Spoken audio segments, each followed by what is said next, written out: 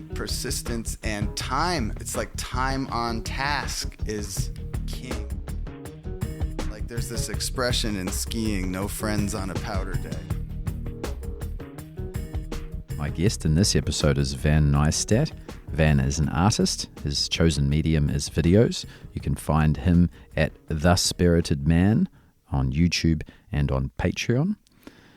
We discussed surfing, his frustrations with surfing, thoughts on improving surfing, surf culture, art, comedy, mastery, flow states, and more. Links to everything we talk about are in the show notes. So without further ado, I give you my conversation with Van. All right, so we're rolling on everything. All right. Van, welcome to the show. Thank you for having me. You and Tom made one of the most concise and inspiring videos about how to learn how to surf. What inspired you guys to make that? I think it's the agony of learning how to surf inspired it. And then Hurley, when they were owned by Nike, paid for it. What did you learn from that process? Well, I think it was like the video was an excuse to sort of unload all of the learning that I had done in my struggle to learn how to surf over which I never learned over the course of many years, decades. And I think the film was just a way to articulate that phenomenon or that experience. It's such a hard thing to articulate. Yeah, and I think the thing about surfing is maybe it's different now, but it feels like everything's a secret. Like nobody wants to teach anybody anything. Like you just it's the most complicated activity that I've probably ever tried as far as fun things that are supposedly fun, and everyone's very greedy and just wants the wave to themselves. And if you're not good enough, then oh well. There's this expression in skiing, no friends on a powder day. And that's what I think the culture of surfing is to me. It's just no friends on a wet day. That's a great expression. That almost sums up the surfing culture in one sentence. And you've been inducted into it and confused by it. And you didn't like the initiation process, and you articulated it awfully well. And it's almost like I think surfers purposely withhold information because they just want to make sure that you want it for the right reasons. You know what I mean? Surfing it's incredibly hard. I don't know what you mean. What is that? What do you mean the right reasons? What are the right reasons? Well, that's a good question. I think, you see a lot of... because it's such a limited resource, all right? You take, for example, Malibu First Point. They say there's one wave coming in every 2 minutes, all right? So there's more than that. Let's say there's one really nice wave coming in every 2 minutes. Now, there's maybe 100 people in the water. Do the math. There's not much actual surfing going on out there. Yeah. So most of the people out there want everyone else not to be there. So they don't make it easy for you because they want to be on that wave. Yes, exactly. In fact, if there was only 10 people out, you still have the same problem. What if there was 2 people out? If there was 2 people out, and they were strangers. I literally had this experience last week surfing here in New Zealand. I go down to one of my favorite breaks. And I'm the only one there. I was so happy. And then as soon as I paddle out, someone else paddles out. And there's 2 people, waves to go around. And this guy, he wanted every wave that I got. He just wanted it for some reason. He didn't drop in on me, but he pretended to and made sure that... And he was catching his own waves. It's just, I don't know what it is about surfing and surfers. And you can have the nicest guy in the car park. And then as soon as he puts his wetsuit on and goes surfing, just a complete narcissist. I don't know what it is about surfing. I know what it is. It's free. It's just like spam emails. Like if emails cost 5 cents each, email would be so much better. But surfing is free, so, and also it's super super cool, and it has this whole like beautiful like status image to it. So everyone wants to be a part of it, and everyone wants to be able to say, I went surfing this morning.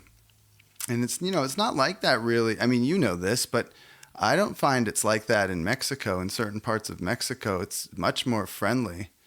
Like even for, what do you call them? Barneys or whatever? What do you call like kooks? Even for kooks like me, like I lived in at La Saladita for 4 months. And, I was no good, but people were very friendly to me in the water and out of the water. I love surfers out of the water. Malibu. I mean, I've never even bothered to try that. I've never even bothered to try there. I've never bothered to try surfing in Topanga, at Topanga Beach, and I live in Topanga. I pay taxes in Topanga. My kid goes to Topanga Montessori school, but I'm not getting in that. I'm not getting in there. No way. Because I think I just missed the window. I'd really like to make a movie, like a video that's called Don't Surf. And just the whole, like, I really don't think you should, I don't think you should I don't think you should buy a motorcycle, like a shifter bike motorcycle, until you're at least 30 years old. I don't think you should start surfing past the age of like 14 years old. And there you go. We'll weed out some people. Like I made that How to Learn How to Surf movie is like a deterrent. Like that's the joke that we were all talking about. It's like, God, hopefully this will get people to not want to surf. Because it was the absolute, we were in Bali. It wasn't huge. And we had Rizal Tanjung with us, who's like one of the greats. And we had lots of money, and we had boats and resources, and it was still like kind of miserable for all of us because we were all below the 500 to 1,000 hour, steep slope of the learning curve, and like that was sort of the conclusion we came to with that movie, which is called How to Learn How to Surf. That was the big conclusion. We came up with like 10 bullets of surfing, of learning how to surf. But I think the big conclusion is, persistence and time. It's like time on task is king. I mean, sure, there are people who are super talented, like in everything. There are people with like that possess a natural talent. But I mean, it's just, I don't think it's really negotiable because it's such a sophisticated activity. And that's another reason why it's such a bummer to like I've given up. Like, I'm not getting back in that water. Someone else is going to teach my son how to surf because I've like, maybe not. Maybe I'll go back on it. Maybe, hopefully. But I don't have any interest of getting in that water. Also, I don't like being wet and I don't like being cold.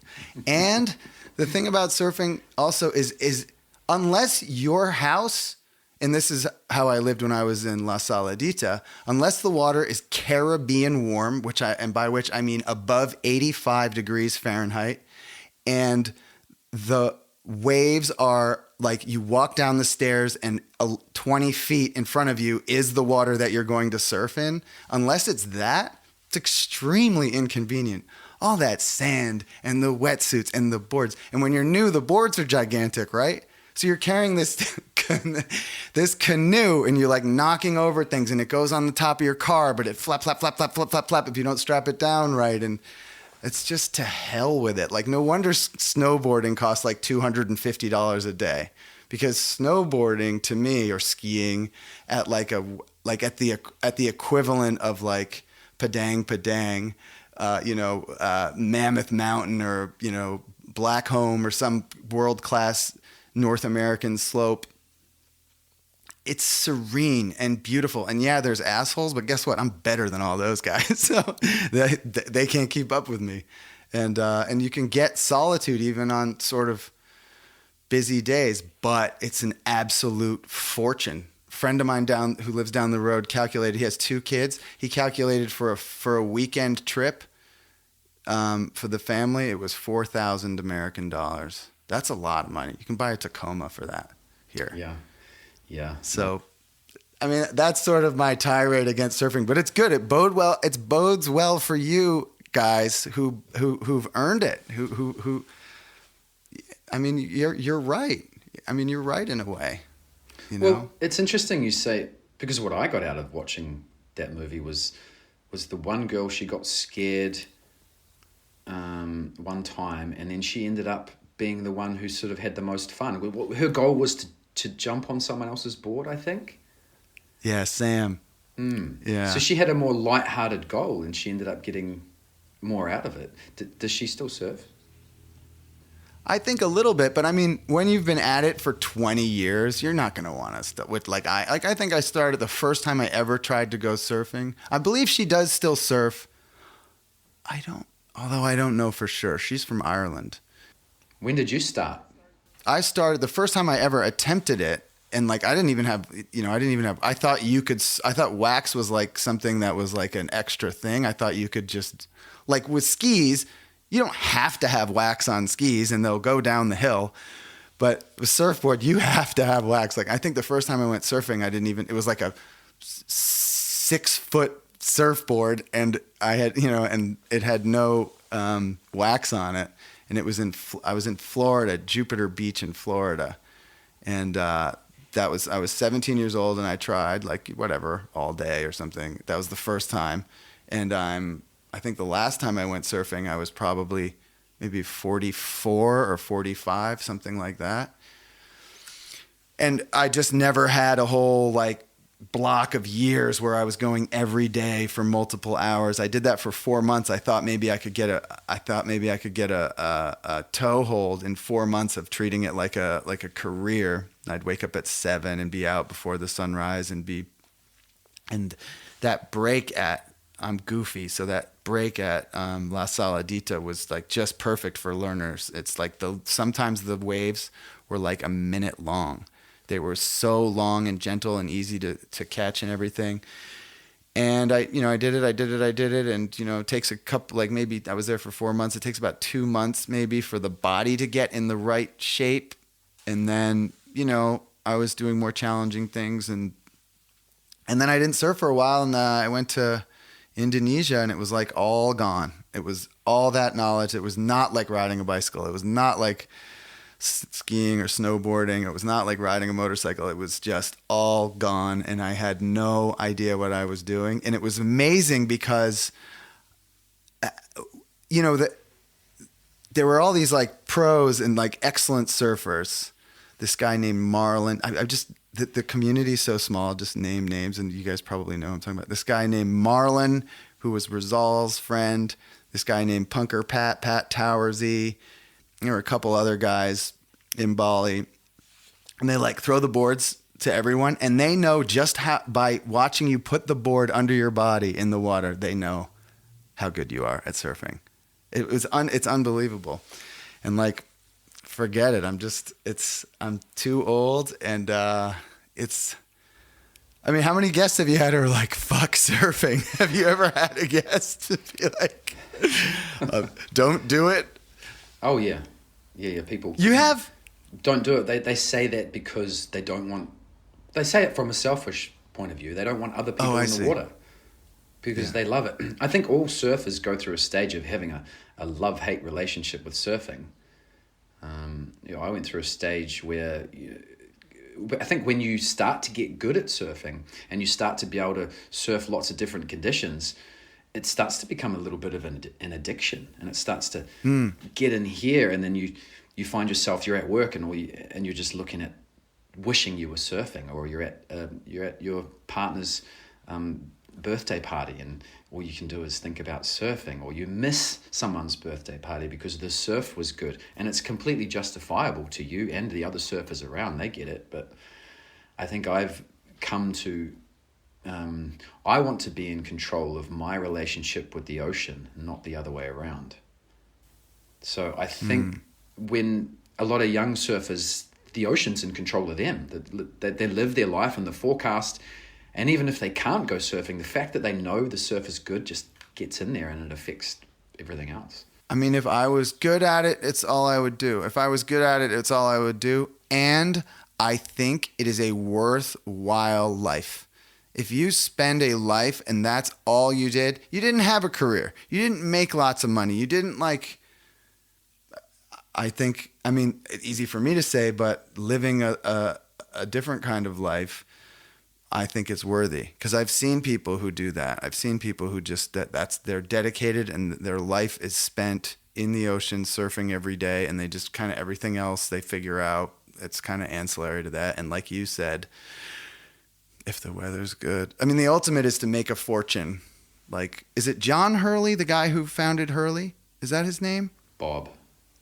Bob Hurley. That's correct. That's right. I sat next to him on the flight from Hong Kong to Bali. And if that is the ultimate, his life is the ultimate, because he made his he built his company up relatively quickly, cashed out, made a fortune, and now he can surf wherever these guys, he had a whole, he had like a community of these guys that were kind of older, and they went to some island. You would know what it is. I don't know the name of it, but they like rented the entire island. It was near Bali, and it was just like for, you had to be like an expert surfer, but they just go all wherever the waves are good on the planet. And they know, the surfers were like meteorologists, and then and they all had money, and they were all, had boards and all that stuff, and they would just go wherever it was. And to me, that's the ultimate, because you get both. You have all the security, and you have all the, you did the career and the money, and you can provide for your family, and yet you get to live like, I don't know, those people to me are like almost religious. Mm-hmm. Yeah, no, I like what you said, and you're right. If surfing is that thing for you, do it. If it makes you happy, if surfing gives you meaning in life, then explore that for sure. So tell me, what gives you the most meaning in life? Oh my gosh. It's my family, I think. That's my purpose, is just to keep the family alive and keep myself alive. That's really what it comes down to now. Good answer. What is it that, obviously you're pursuing something else that's meaningful that is doing that?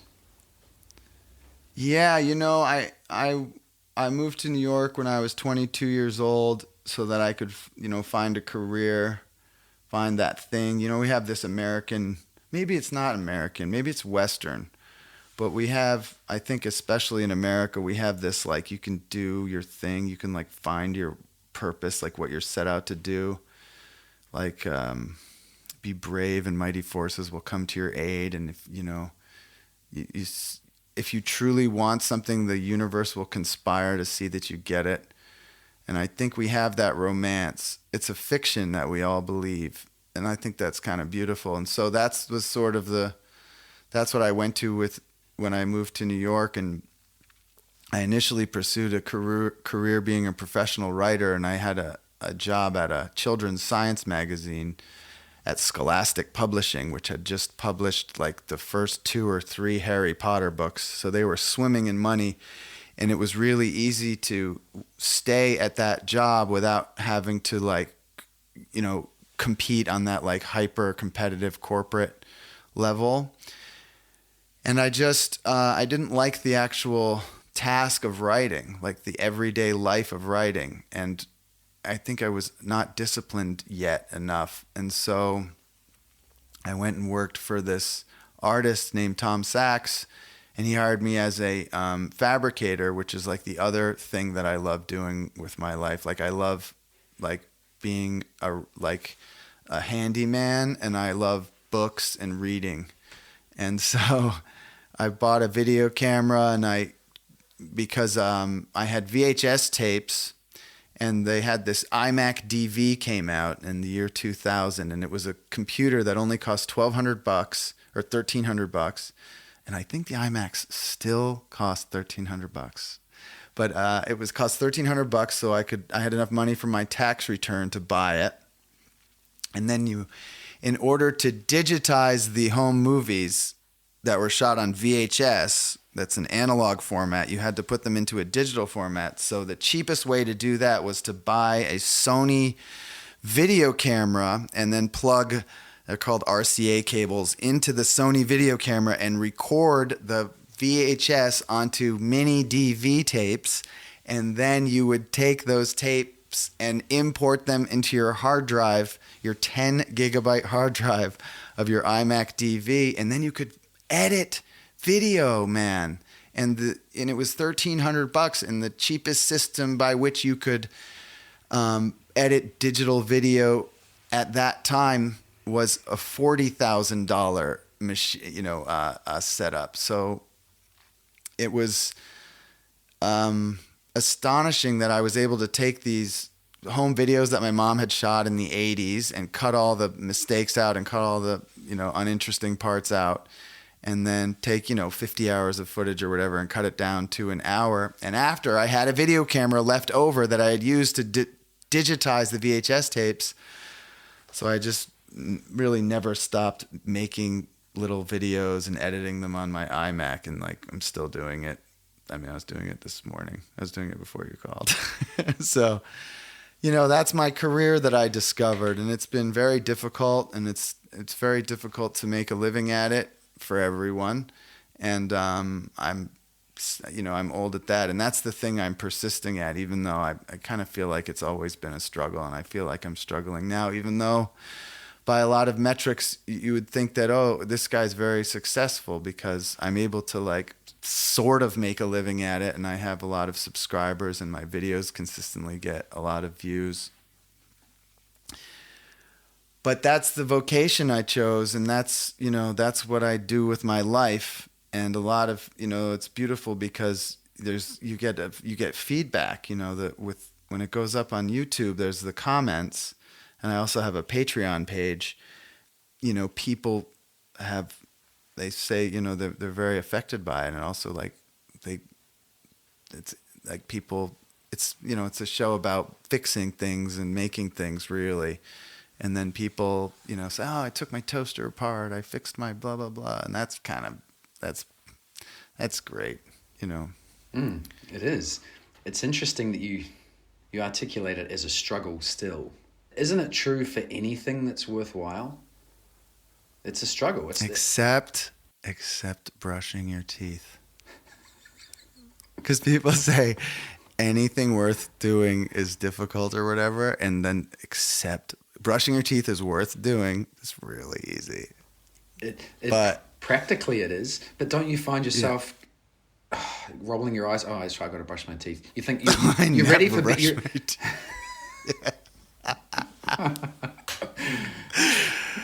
Yeah, brushed them today, but 50-50. But no, yeah. That's what they say. I don't believe it. I don't know. I think to have purpose, and I think built into us is this need to struggle.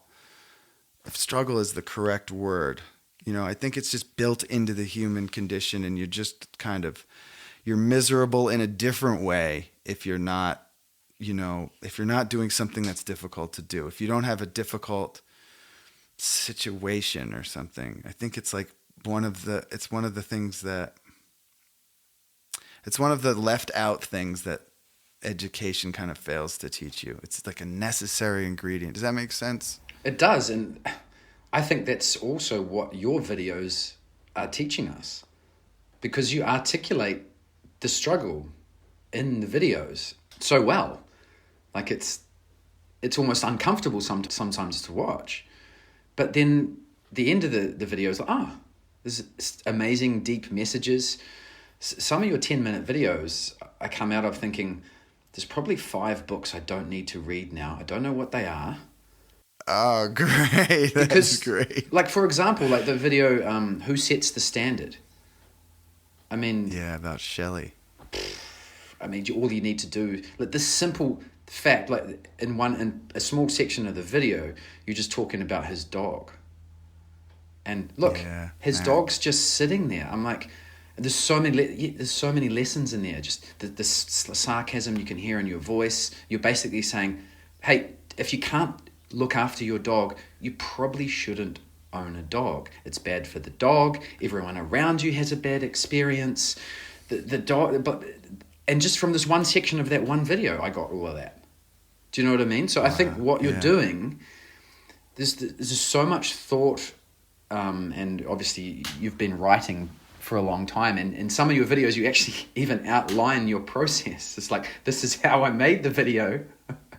Like, and I've actually learned, because I've been someone who's been writing and thinking about storytelling, and obviously the podcast, and one of your videos, you sort of outlaid your process, and I'd read all these books about storytelling and producing and story arcs, and that one video I watched of yours sort of brought it all together, and just by you saying, this is how I do it, all this other material that I've read sort of just came together, and it actually inspired. That one's the 30-minute, are you talking about the 30-minute one? That was part of, I can't remember which one exactly.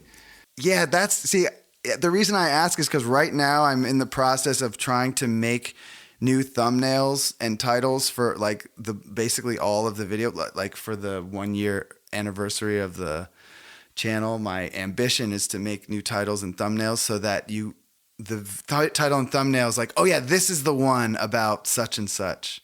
Because that's part of the YouTube process. It's very, very, very difficult, is how significant and how important the thumbnail and the title is. They say it's more important than the actual quality of the video. Interesting. As far as traffic is concerned. So I'm just wondering, by hearing you talk, am I able to remember, even though I made it, am I able to remember, what video is he talking about? And I think it's that one. It says what influence does. Oh, the narcissism one.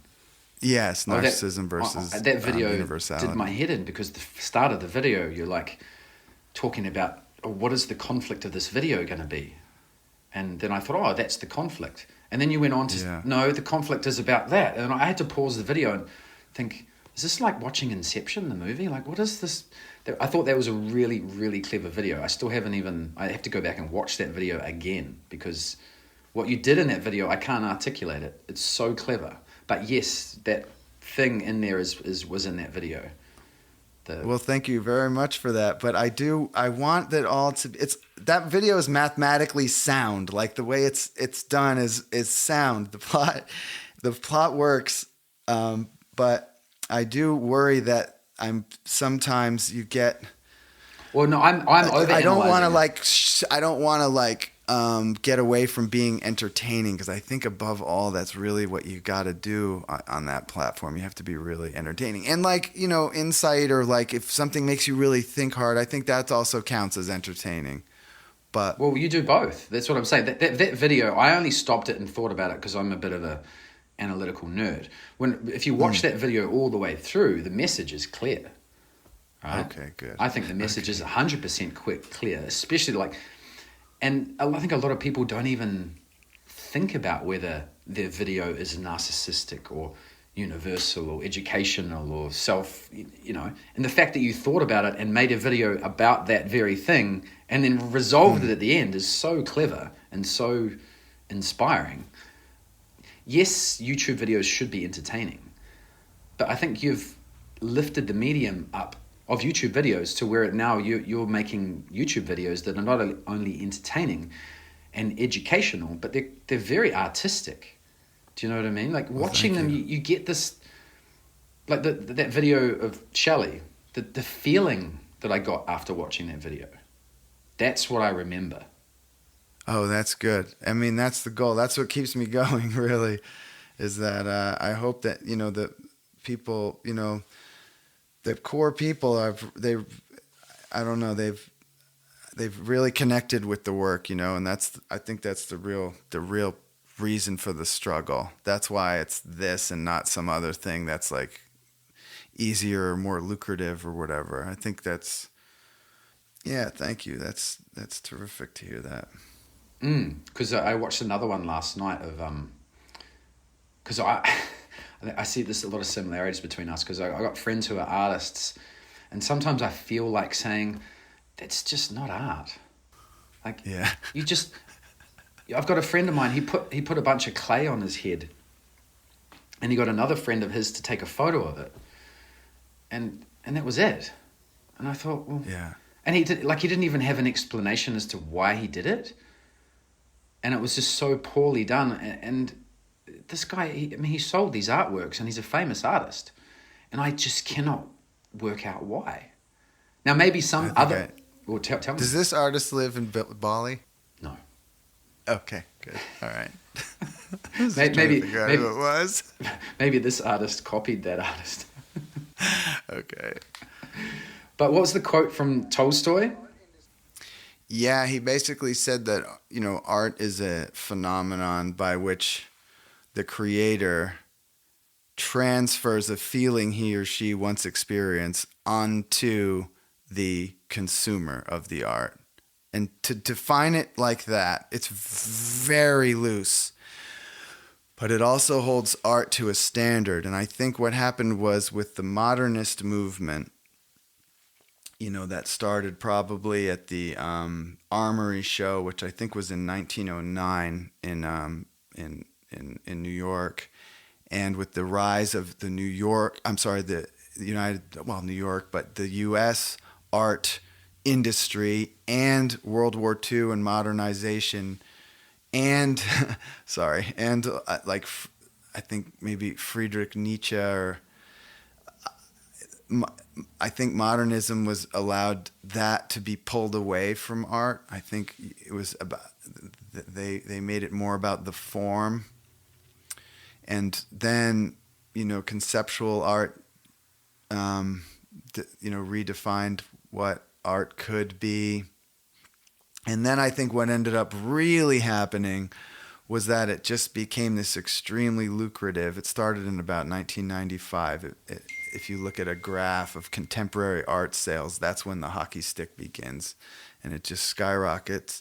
It became this extremely lucrative, unregulated commodities market that was very easy to manipulate. There's a terrific book that was written by, I think, a Harvard economist, and it's called, I believe it's called The $12 Million Shark, and it explains basically the economics of how the contemporary art system works from the point of view of money. And I think that's why you're getting, people with the clay on their heads and they sell a lot. It's about pedigree. It's about where you went to school, art school. And I kind of think that industry has become basically corrupted. But there are still great artists in there, and they do work within that system, and there's still wonderful pieces of art that transfer a feeling from the artist unto us. But I think that I did a video called "What is Art?" or it was called "Why Comedians Are the Most Important or maybe Most Significant Artists of Our Time," because according to Tolstoy's definition that art is a medium by which, feeling is transferred from the artist to the consumer. Stand-up comics are like the mainline artists. I mean, they're more artful than anyone because if it's not funny, it's not stand-up, it's not comedy. It's like it has a visceral test, whereas everything else, I heard Andrew Schultz, who's a big comedian here, he said that if you're an actor, you can fake everything, but you can't fake funny. Yes, and stand-up comedians do more than just make you laugh. They make you think. They make you feel awkward sometimes. Anthony Jeselnik will just shock you with his rawness. I mean, stand-up comedians I totally agree. They are so important. They're the soldiers on the border of the First Amendment in America. They protect our freedom of speech, those guys. And they're very, especially right now, they're very important because we've got a lot of funny business going on in America. And the comedians, for the most part, just they're not scared. There's that amazing Bernie Mac. You remember Bernie Mac? He died a few years ago, but super funny guy. And he was filming a special at the Apollo. And the Apollo it's in Harlem, and it's notorious for the audience being really hard on you.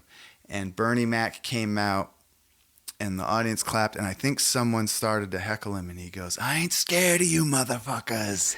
And that line made his career. and that brought the whole house down. They fucking loved him for that after.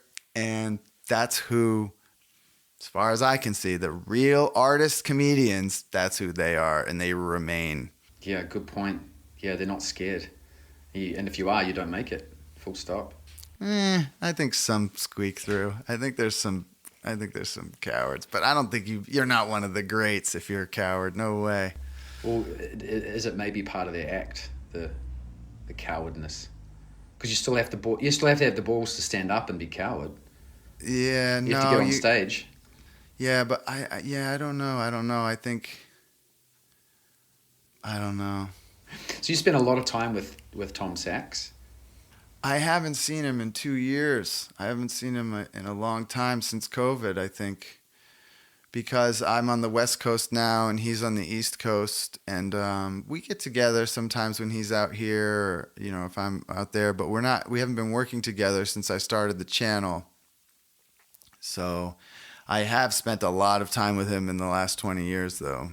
Yeah, I mean, he's someone who's managed to become successful at a creative career. I mean, what's some of the lessons you learned from him in terms of that? I mean, I think you've already nailed the art thing. Your art makes people feel like you're doing art. That's my opinion, but I'm wondering, what have you learned from? And so is Tom. He's doing art, but where Tom, I mean, you could, for example, you could be Tom Sachs creating these amazing pieces of art, but no one might ever see those pieces of art or buy them or anything. So there's more, like, he's got that side of things nailed too. I'm wondering what you learned in that aspect of art from him. Oh my God. Well, some kind of reckless and crazy stuff, but I like that. It's still kind of true. He says, I don't know if he still says this, but when he was like in his 30s, he would say, if you get a little success with your art, fucking get yourself in debt, put your back against the wall so that you have no way out. You just have to like make your work get you out of the hole. And like, man, I don't know. I think I've been in that hole too long. I think I've just been, it's taken a toll on me. It's taking a toll. I mean, I don't want to complain and be, I'm very blessed, and I have a gift, and I aim to give it away, but it does, and I have a wonderful life, and I live in a very beautiful place, and I'm free from, all of my family is healthy, and I have all of those major wonderful things, but as you click yourself up that Maslow's hierarchy of needs, you start getting into like being able to provide, and it's been just from forever. I haven't really I haven't really had a big break where I've been able to kind of live within my means, but that's not correct. It's more like I've refused to live within my means.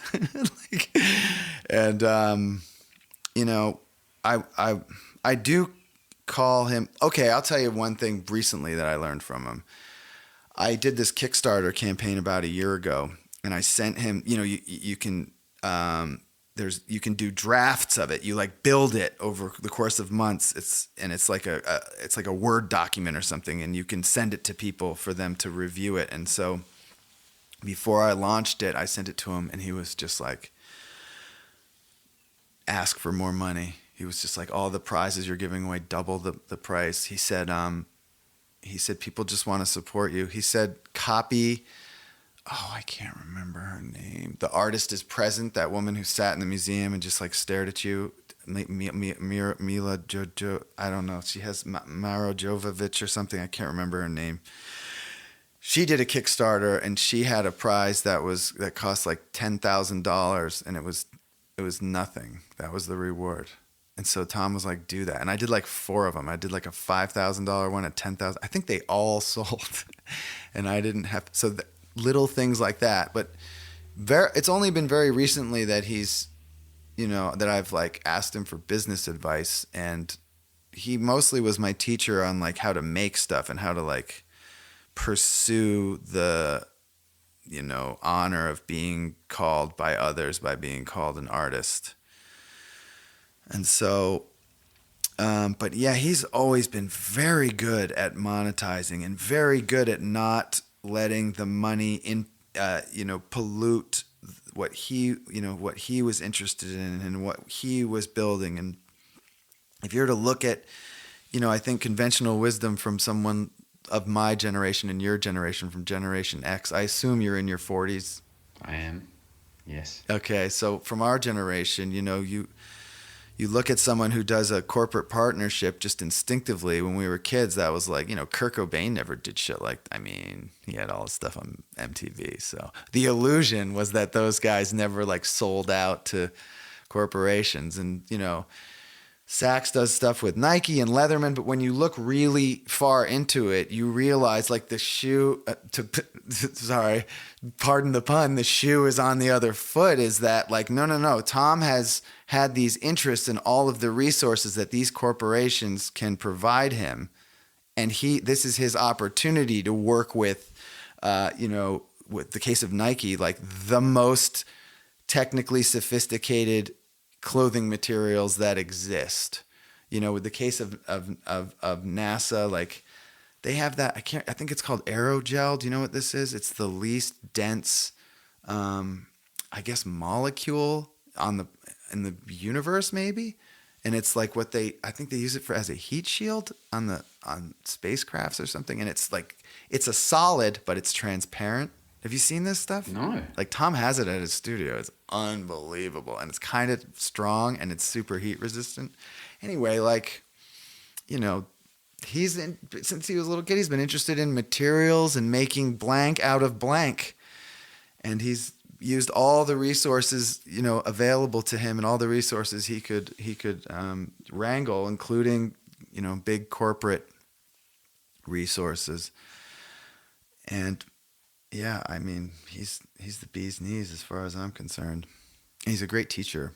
Well, I like what you said about as soon as you get money, just, Well, I think money, you get too comfortable, right?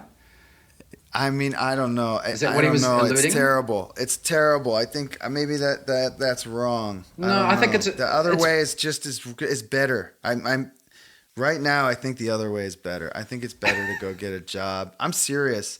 I think it's better to go get a corporation job, and then have the other stuff be your hobby. And maybe that's just grass is greener, but I don't know. It is because pressure makes diamonds, and I guess you can feel like that now, but I mean, look at what you're actually doing.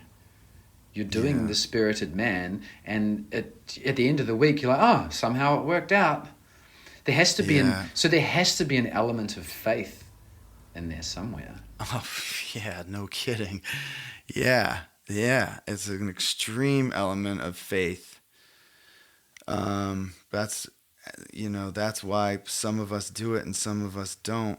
But it's very, I don't know, it's very different. And, I have a younger brother who's extremely successful in this space. Granted, he's put in a lot more years in the YouTube space. This is my first year. I'm doing better than he did his first year. I'm doing extraordinarily well. But, he's younger than me, do you have brothers and sisters? I have 2 younger sisters, yeah. Okay. And so, and he's also smarter and more he's a harder worker than me. And he's retired. He's set for life. He did so well. And so, we started out together. And so, compare and despair, fair enough. And, you should only compare yourself to your past self, fair enough. But, you also have speedometers out there and you have tachometers, and you can't help but for me, I just see, well, if he did it, I can fucking do it. So, so everybody just relax. You'll get your money. Just relax. But yeah, I don't know. I'm at it pretty aggressively. And it's very strange because there's this master class that I don't know if you know. I don't know if you have it in New Zealand, but it's like a subscription service, and you can watch all these master classes by these true masters like David Mamet and Margaret Atwood, masters in their field. And I watched all the writer ones, just about all of the writer ones, and just about all of the filmmaker ones.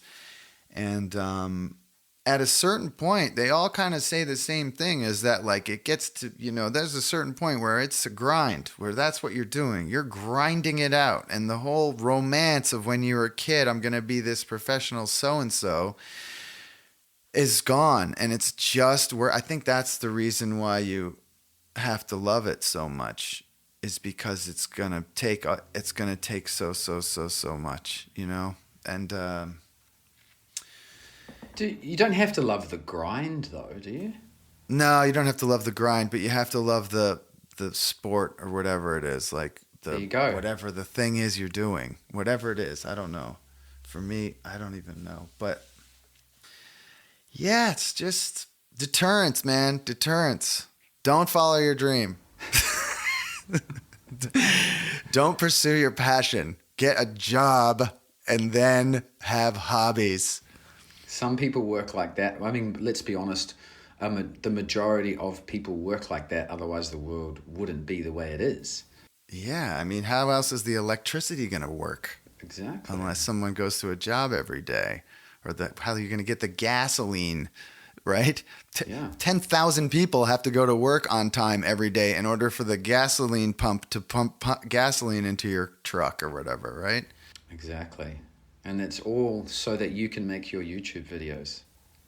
Yeah, now that you put it like that, that's true.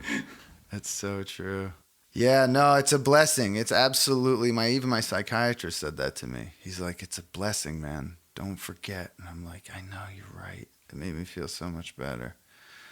But you just have one of those days sometimes, Yeah. Well, in surfing, you spend most of your time, surfing big waves especially, you spend most of your time just paddling and getting half drowned, and it's cold, and it's like, why? Hours of just this struggle and you're just constantly go into the beach, your mind is, what are you doing? But you just keep paddling out the back. And then you finally get an opportunity to catch a wave, and then you stuff it up, and you end up under, and you go back out again, you try again, and then you catch a wave, and then time slows down, and you have this magical ride, and you go in, and you're like, oh, it was all worth it. For that 10 seconds I was riding a wave, there was hours of struggle, thousands of dollars into cars and surfboards and wetsuits, and it was just that one wave. And then it's almost like after that one wave, you're a different person. Yeah. Yeah, I don't have the it was worth it feeling. No, not for surfing you don't. We already established that. No, that. I mean, not for my work either. Really? It's a very strange, and I mean, I'm embarrassed to say this, but a genuine take on things is, I think that's what people want to hear. And like, I don't know, when I finish these things, it's a combination of like, okay, so this is what Jerry Seinfeld said. Jerry Seinfeld, I think, writes a joke every day. And he said his reward is that he's finished. And that's sort of how I feel about it. I mean, I'm responsible to it. You know what I mean? And I understand that it's a blessing. And I do the work. But it's very strange. There's not there isn't that it's all worth it. It's not. It's just, I mean, the response from people is like, it's encouragement. It's like, you have to go because there's other people other people are benefiting from this or something. But, now I've got my family dragged into this. You know what I mean? It's not just, you know what I mean. I know. You know what I mean. I'm not quite as neurotic as you, but I'm close. Okay, fair enough. I'm so close. And I used to feel exactly like that. Yeah. But man, if the feeling of finishing is enough, take it, man. And then when I tell you that when I tell you that watching that video about Shelley has inspired me to be a better human, I mean that quite literally. And I can see it in your eyes. There was a moment there where you weren't quite so neurotic when I said that, and just take it, man, because you're uplifting the YouTube medium to the point where that video of Shelley is inspiring. Literally, like it made that video. All of the Mark Manson books that I've read, that video made them make sense. And instead of me thinking about, oh, remember when Mark Manson said that in book 3, I'm just thinking, Shelley, he's got his shit together. Yeah, he's a mensch, man. Because, did you know what? And that I learned that word. I mean, what a great word, mensch. Yeah, it's a great word. Yeah, we're blessed. You know, in the West, we're very, very blessed with all of our resources, and that we have this freedom to go and do this crazy stuff. And I think the whole world benefits from it. And maybe, I don't know. There's also a neuroticism about, like, you know, giving your best, doing your best. I mean, that means you can barely do it, right? Perfect. If you're doing your best, you can barely get it done, because that's what your best is. And when it's falling short, like as far as, you know, performance, let's put it that way, maybe it's going on. I've been doing this for 22 years, man. So you're a professional surfer, eh? No. No? No, God, no.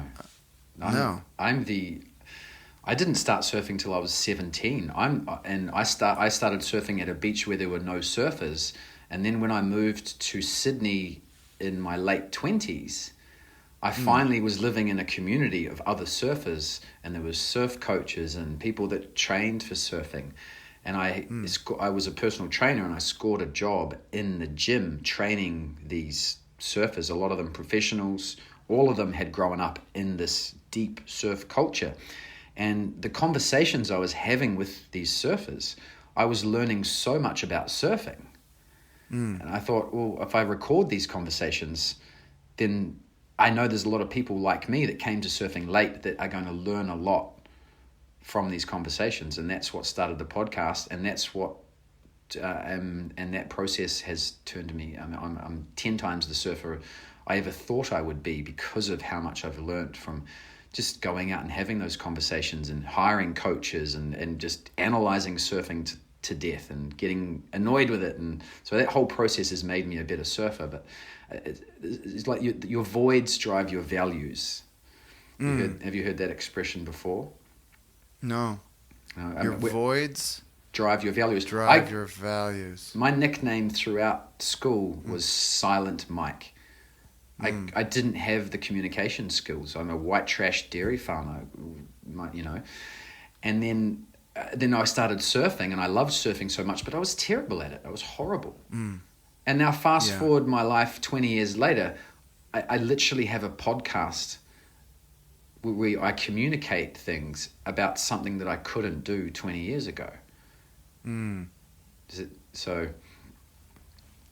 Yeah, I'm not a professional surfer at all. I guess I'm a professional surfing educator would be a way to maybe a coach. I think it's more than a coach when you sort of start sharing the oral tradition around surfing. You're it is a coach in some ways. Do you ride those big boards behind you? Yeah. So can you ride those big giant like waves, like the big ones? I've surfed some pretty big waves, not like Jaws or Hawaii or anything you might see like that, but I've surfed some pretty solid waves, some scary ones. But you're not supposed to be interviewing me. Oh, yeah, that's true. But we just met. I know, I mean, it's just to see, there's this cool shot that I stole. I didn't shoot it, but of Rizal at Padang on a big day. I mean, it looked big to me. I don't know. And it's just so beautiful. There's like hundreds of people in the lineup, and he just gets it. And it's like unbelievably beautiful. Him just riding that wave, everybody getting out of his way. Yeah, I'll never know what that feels like. But you don't really want to either, though, do you? No, I'd like to know what it feels like, but I don't want to I don't want to do the work that you have to pay in order to earn that blessing. It feels like being in the moment. Yeah. I think that's what it's to summarize it. I think that's where everyone does their best work, right? When they're not distracted by the past or the future, they're just in the moment. Yeah. Yeah, I don't know that I experience that anymore. I bet you do. Yeah. I think we all. Seems to be the thing. The motor's always, you know. So I don't know. Maybe occasionally, but yeah, I asked. Yeah, there's this pop singer named Frank Ocean here in America. He's like a big famous singer, and I asked him once. I said, "What's it like to go out and there's 30,000 people are all singing this along with you while you're singing to them?" And he didn't really have an answer for it. And I said, "Is it like a blackout?" And he was like, "Yeah." He was like, "You don't even remember it." I was like, "Oh, that's fucking beautiful." Imagine being Bruce Springsteen. Every night you doing a big of your life, basically, like 200 nights a year or more for 50 years. You go into a town somewhere and 50,000 people from that region go in and have the fucking best, feel the best energy that they're going to feel all year. And then they go out into their community and they spread that energy around.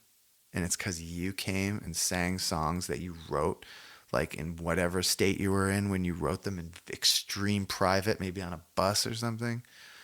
God, nothing greater. There's nothing greater than that. That is unbelievable to me.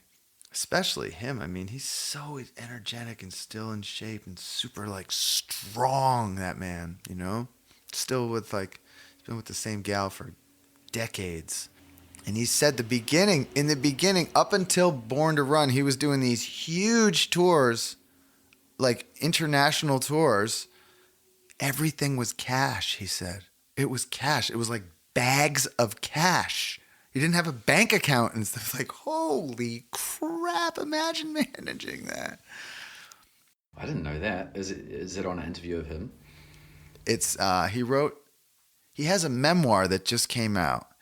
And I listened to the book. Oh, it's either in the memoir that came out, like it didn't just came out. It probably came out in 2019 or 2018, something like that.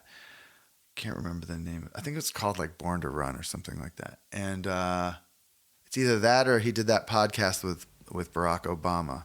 But I'm pretty sure it's in the memoir. And he reads the memoir, which is cool. Do you listen to podcasts much? Oh my God, all day. That's why I always have in some of my videos, I have the earbuds in. I'm listening to people talking. And this is an old tradition. I think I heard I think it was somebody like Noam Chomsky was talking about how blacksmiths in, the 18th century in America, 19th century, they would hire children to read them books while they were working. And tradesmen would do, it was like a practice that they would do. Because some of these, they were super well, they were thoughtful people and well educated. And like the podcast thing is like, I listen to them from basically I don't listen to them while I'm like editing, while I'm working, I guess. Unless I'm shooting, then I'll listen. If I'm shooting or doing something that's manual labor that my body can do without my brain interfering too much, I'm just listening to podcasts, I'm the same. If I'm doing something that doesn't require a certain amount of concentration, then I either listen to a podcast or music, or I just listen to the negative voice in my head, and I'd rather listen to a podcast. Yeah, or a terrible song that I hate that's just stuck in my fucking head for a month. That I cannot believe that there isn't a drug for that. There is. There's got to be. There's probably a whole cocktail of drugs, but I have that so badly. I don't want to tell you the songs, but there, like over the last few weeks, there have been songs that I've been waking up to, and it's just like, no, this again. It's still going. This week I have a good one that I like that's stuck in my head, and you might not know it, but it's called so you won't get it stuck in your head is the only reason I'm going to tell you, it's called When I Paint My Masterpiece by Bob Dylan. Do you know this song? No. Life's going to be smooth like a rhapsody when I paint my masterpiece. Oh, man, everything's going to be different when I paint my masterpiece. It's so great. At least you get profound. You get a profound song. You know, a song that often ends up in my head is by. Do you remember a British children's program called Lamb Chops? And I've heard of this. there was a song. The song that doesn't end. Oh yeah, no, I know that one. Now it's stuck in my head. Yeah, no, I know it. Yeah, I know that one. Ooh, that's like, oh, my brother is my youngest brother, Dean Neistat, is he was a jet pilot in Afghanistan and Iraq, and so they had to do all of this training in case they got this interrogation training in case they got captured. Their plane went down and they got captured. And so he said that one of these, it was classified to tell me the duration of this torture that he was subjected to. This training. But I think he was like in a box, like in a coffin, in like outside, under spotlights at night. And he couldn't tell me the duration because that was classified. But he said for a very long time on a loop, they were playing Yoko Ono, Kiss, Kiss, Kiss, Kiss Me Love. You know that song? Kiss, Kiss, Kiss, Kiss Me Love. That's basically the whole song. But it's literally torture, the earworm. The podcast is a great medium for that. It really is.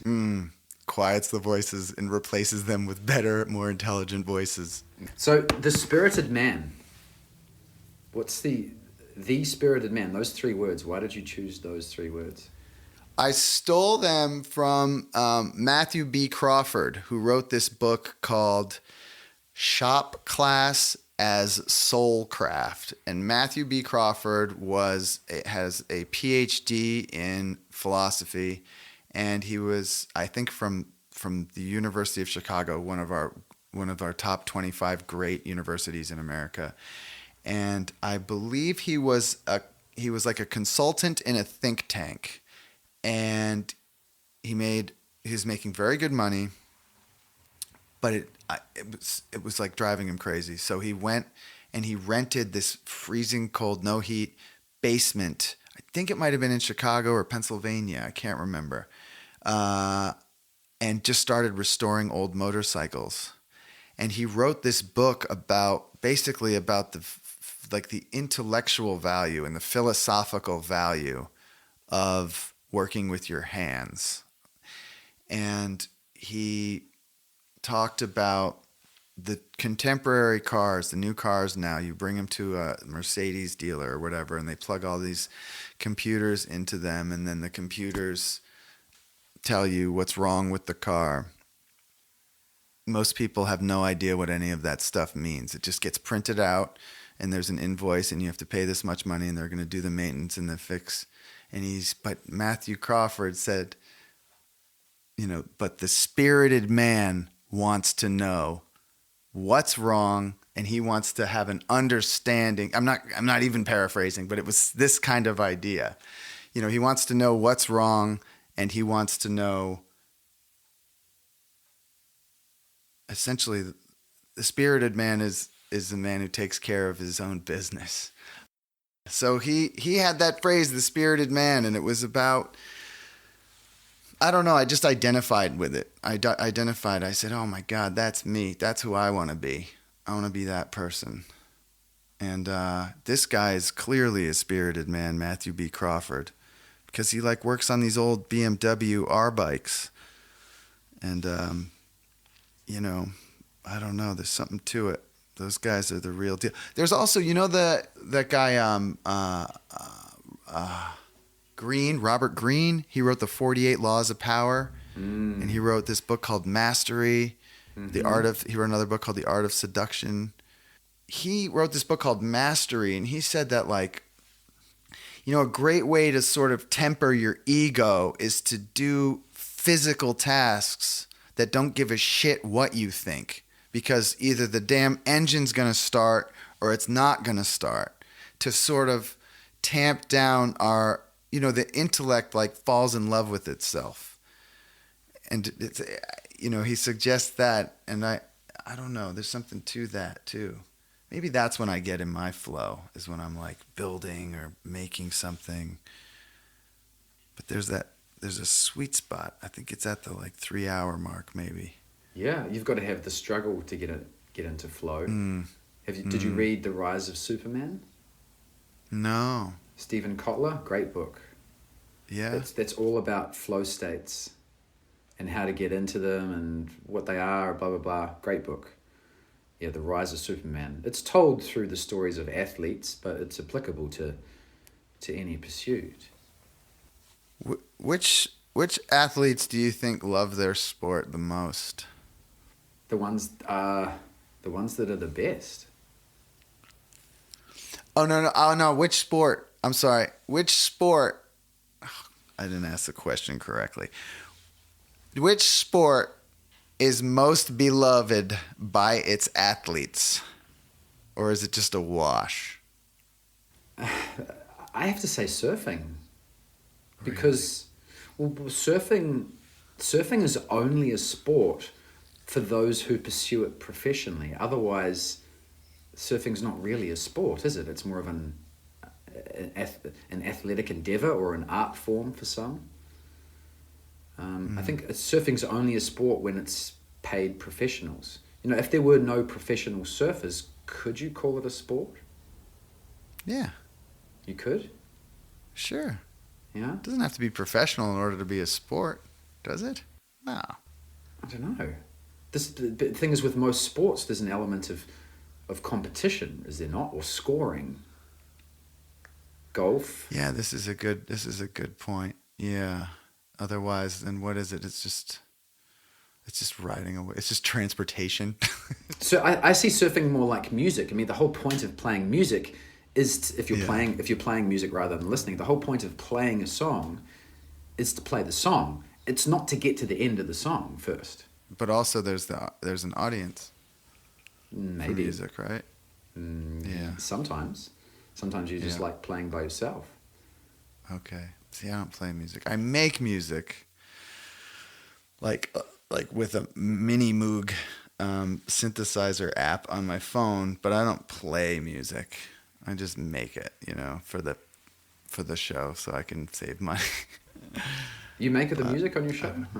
Some of it? Lately I have been. For the last few weeks I have been. Yeah. But normally Gray Gersten makes it, and he's like a real musician. He's terrific. He can pick up any instrument and just play anything. But yeah, I mean, I watch sports, and some of these, like basketball, you watch these guys and you're like, these guys love playing this game. Or baseball. Those guys love playing that game. Like, I wonder if do the hockey guys really like it? I have a friend who's in the NHL, and how good you have to be in the NHL. I said, okay, in your elite league in Toronto, where you grew up, which is Canada's biggest city, and Canada is the best hockey country in the world, how many made it? And he said, well, it was 900 of the greatest hockey players in Canada. And he said, I think 4 of us made it. Or maybe he was the only one or something like that. It's that rare.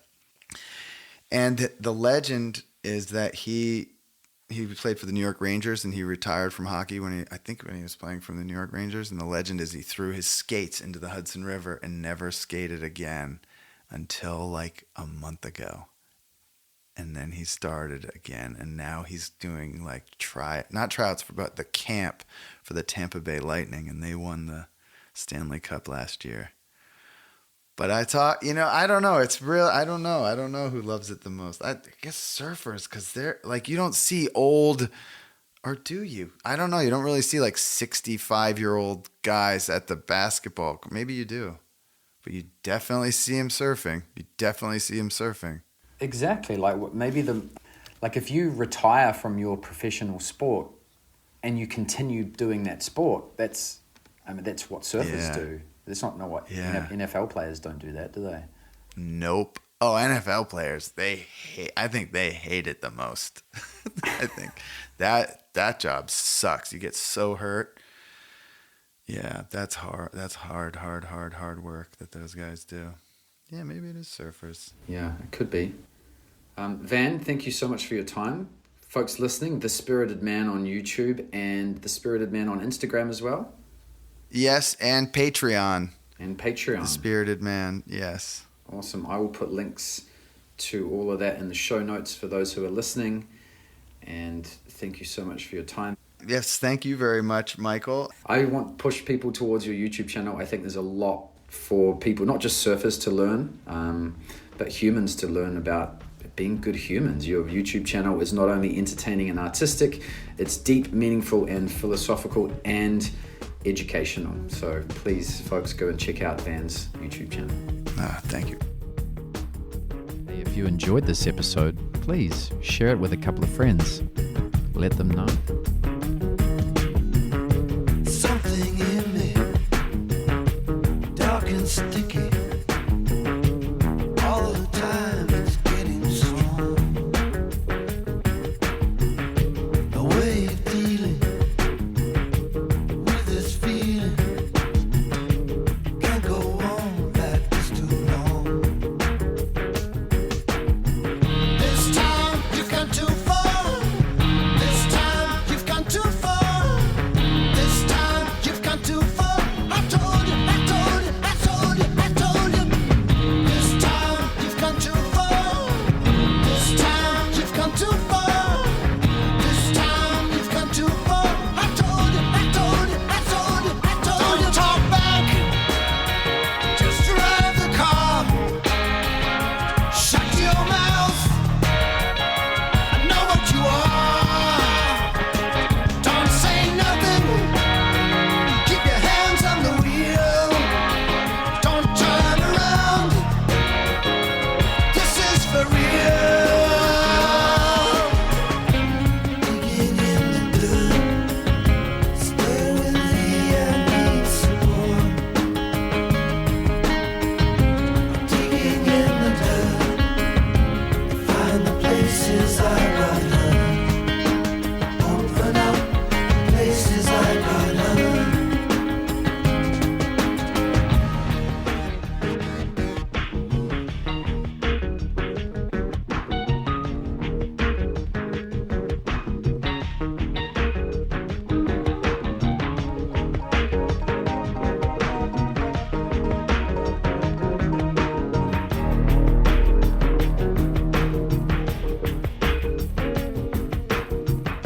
The more I look, the more I find. As I close on in, I get so blind. I feel it in my head, I feel it in my toes. I feel it in my sex, that's the place it goes. This time you've gone too far. This time you've gone too far. This time you've gone too far. I told you, I told you, I told you, I told you. This time you've gone too far. This time you've gone too far. This time you've gone too far. I told you, I told you, I told you, I told you. Don't talk back. Just drive the car. Shut your mouth. I know what you are.